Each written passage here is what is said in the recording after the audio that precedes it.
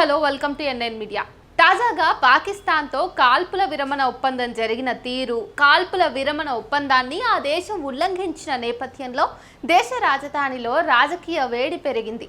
ఢిల్లీలోని కాంగ్రెస్ పార్టీ కార్యాలయం వద్ద ఇందిరా హోనా ఆసాన్ నహీ అనే పోస్టర్లు దేశవ్యాప్తంగా అందరి దృష్టిని ఆకర్షించాయి.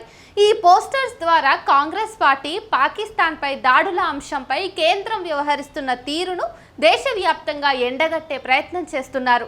గతంలో ఇందిరాగాంధీ తీసుకున్న సాహసోపేత నిర్ణయాలను కాంగ్రెస్ నేతలు ప్రస్తావిస్తూ ప్రస్తుత ప్రభుత్వం ధృతంగా స్పందించడంలో వెనుకబడిందని విమర్శిస్తున్నారు.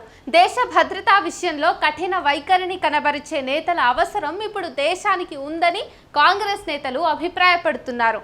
అసలు 1971లో ఇందిరాగాంధీ ఏం చేశారు? 1971లో పాకిస్తాన్ ఆర్మీ తూర్పు పాకిస్తాన్లో అంటే ఇప్పటి బంగ్లాదేశ్లో బంగాళీ ప్రజలపై అమానుషంగా దాడులు చేసింది. లక్షలాది మంది శరణార్థులు భారత్లోకి ప్రవేశించడంతో అప్పుడు పాక్ను ఎదుర్కొనడానికి ప్రధాని ఇందిరాగాంధీ కఠిన చర్యలు తీసుకున్నారు. ప్రపంచ దేశాల్లో ఆమె పర్యటనలు చేస్తూ పాకిస్తాన్ హింసను ప్రపంచానికి తెలియజేశారు. America, Britain, France, Soviet Russia వంటి దేశాలకు వెళ్లి మద్దతు కూడగట్టారు.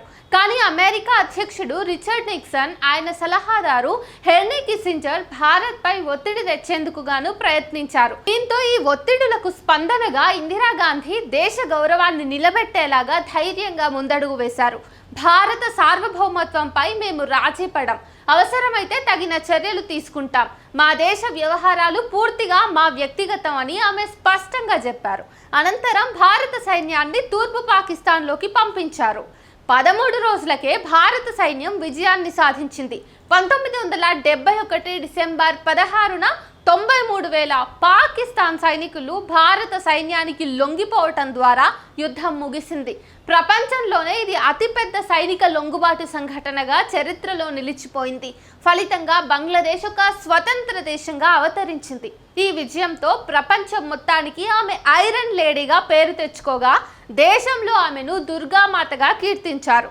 అంతర్జాతీయ ఒత్తిళ్లను లెక్క చేయకుండా తీసుకున్న నిర్ణయాల వల్ల ఆమె నాయకత్వం చిరస్మరణీయమైంది.